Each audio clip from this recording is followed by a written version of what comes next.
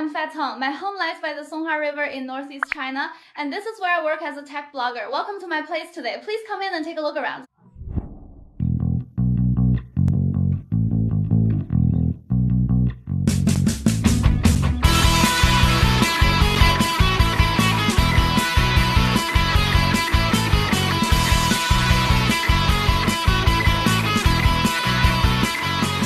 I haven't done ROOMTOUR in quite some time now. There are some small changes at home. Let me show you my place this year and talk a bit about my current work life. This very room was where I filmed everything before I rented the space I use for vlogs and videos now 2 years ago. It has now become my daily work desk setup. Overall, the desk still looks much like the one I shared before. No major changes. It stays in vintage maximalism style. This desk is mainly for editing the Apple ecosystem tools. The only thing I upgraded this year was the trackpad. Finally, I no longer have to swap its old batteries daily. And I noticed I have quite a few things for listening. That Harbin Huaqiangbei speaker was still here years back. Luckily, no scary creatures fall in from the north. And these iPods Walkman earphones and the FIL earphones model that looks like in ear monitors. I've used them for about 4 or 5 years now. When I take photos, people often ask me what I'm wearing. I love its balanced sound, sleek look, and great passive noise cancellation. But it must have been Face Out Loud. No ads here, this is not promotion. The main stars are my phones. Do you own or love any of the models I have here? Let me show off a trick. Blindfolded phone guess. Come on, classic anime. Give it a try. But now I feel the homogenization is quite heavy. Maybe not then. This one I touched has a large round camera bump in the middle. And it still has a curved screen. Must be quite old. This one must be the VIVO X100 Ultra. Right, let Denmark tell me. This one? I won't guess. This foldable, yes. I have one. Let me mix them up again. Just pick one at random. The one standing left. Just feel its size for a bit. This size should be the Pro Mini. Vivo S30 Pro Mini. Is that right? Please tell me via Denmark folks the phone stand. Here was 3D printed by me and it's quite handy. Now, this way in the frame is my coffee nook.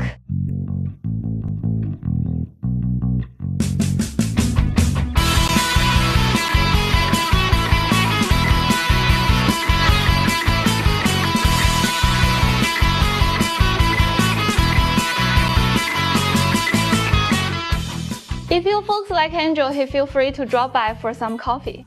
This corner isn't really about tech anymore, but if we stretch it, there's the CD player and turntable here. The new Dis album isn't physical yet. Let's play this one now.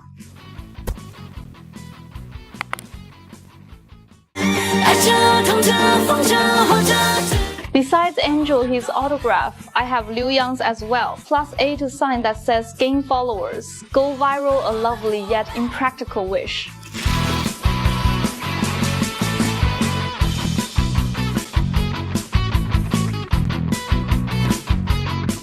This room is the living room, with the RGB and Crayon Shin-Chan themed gaming desk setup. Sure, Macs are great, but expecting them to game is a bit of a stretch. And my studio display trying to link Mac and Windows via dual cables is quite a hassle. So I just started fresh and built a gaming desk setup with the JON SBOV 0400 case either longed for ages.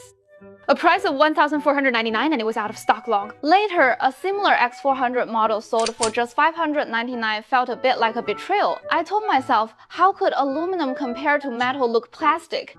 The speakers are Harman Kardon's new release this year, the Soundsticks 5 with smoked acrylic and RGB lighting which match the case perfectly. To boost the gaming vibe further, I added light panels on the wall. Once the lights go off, the vibe just kicks in fast. That's right, folks from Northeast love flashy, colorful lighting. Don't believe me? Check Harbin Ice and Snow World at night. Game consoles 1, 2, 3, 4, plus game controllers. Classic case of lousy skills, but tons of gear. Got lots of gear. And lately I've been hooked on those interactive movie games on this big television.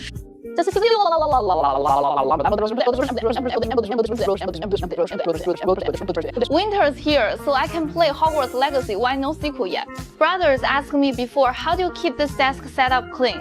So many items, no tricks, just lots of wiping. Just wipe it when free. I love this maximalism style a lot. I'm patient, so both these tables lean into maximalism. If you prefer minimalism, check out Subtitle Guy's space. I visited his place before. His home looked just like a model unit. We've seen enough here. Let's check out the other side where I appear.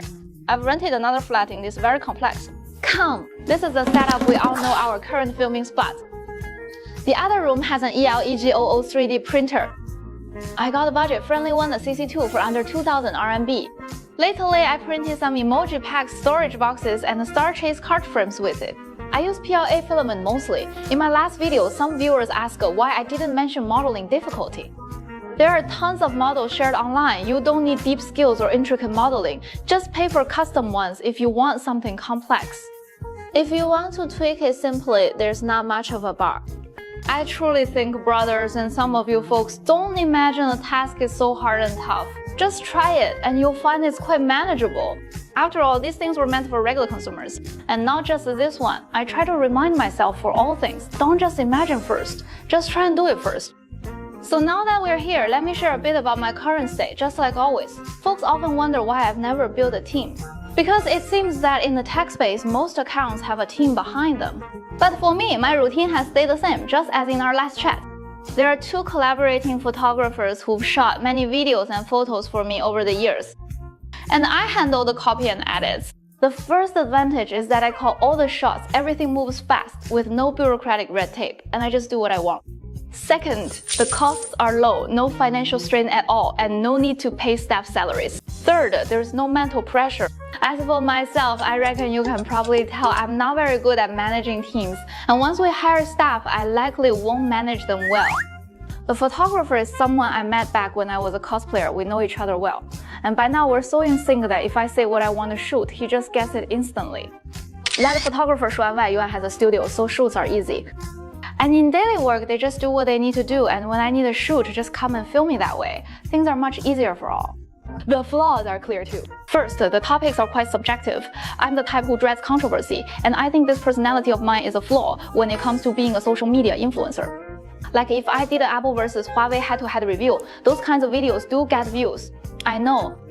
If the tech zone avoids comparisons, it's tough to go viral or hit trending. I know this, yet I still steer clear of such topics. Sigh. I might bend for views in the future, who knows, but for now I don't want to post such stuff. Second, my own time and energy are quite limited. Basically, each month there are so many brand offline events that invite me if I go. I can't post or edit. If I don't go, then I might lose this chance for the collaboration. So my update frequency and brand events will be far fewer than those with teams managing them. My editing skills won't match those of pro editors since I taught myself and just aim for good enough, so the results might look a bit rough. But with pros come cons, of course. I think it's fine, still manageable. I'm working hard bit by bit. We didn't claim our work is great, but we haven't had major issues either. And finally, I'd like to sincerely say thanks. And thank you for seeing me. And thank you for seeing me grateful I remain, for every like and each comment you shared. Each word of praise, thanks so much. And in 2026, may all be healthy, happy, goodbye.